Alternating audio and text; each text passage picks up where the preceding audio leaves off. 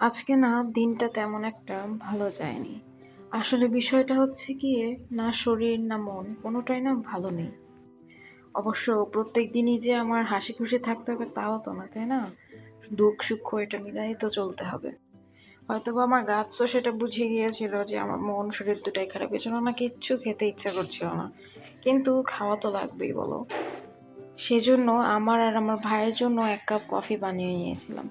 ওইও দেখলাম যে সকাল থেকে কিছু খায়নি। সকালে হ্যাঁ, অবশ্যই চা কফি খাওয়াটা তেমন একটা ভালো না, কিন্তু রেয়ারলি এটা খাওয়াই যায়। দেখলাম যে গুঁড়া দুধের বোলটা পুরোপুরি খালি হয়ে আছে, তাই জন্য হালকা একটু ফিল আপ করে দিলাম। এদিকে সাথে একটু বিস্কিটও নিয়ে নিয়েছি যাতে একেবারেই খালি পেটে আর কি কফিটা না খাওয়া হয়।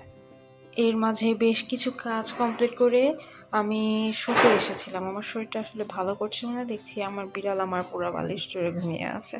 এটা দেখলেও না মনটা এক প্রকার শান্তি লাগে। ঘুম থেকে ওঠার পরে মনে হল যে না, হয়তোবা ঘর-টর গুছালে বা একটু পরিপাটি দেখলে হয়তোবা মনটা নিজেরই ভালো লাগবে। কারণ ক্লিনিং আমার জন্য না এক প্রকার থেরাপির মতো। তাই জন্য কাপড় যেগুলো ছিল সেগুলো ভাঁজ করলাম। ওদিকে ডাইনিং টেবিলটা দেখলাম খুবই বাজে অবস্থা। আমি না সচরাচর ডাইনিং টেবিলটা ক্লিন করি না। মা করে না হলে আন্টি করে। কিন্তু আজকে মনে হলো যে না, একটু করাটা উচিত, কারণ আমার চোখে ভালো লাগছিল না আরকি। প্রতিদিন আমি না আমাদের যেগুলো বারান্দায় বাগান করে রেখেছি আমি সেগুলো দেখতে যাই। আজকেও গেছি, কিন্তু কেন জানি মনটা মানছিল না কোনো কারণে।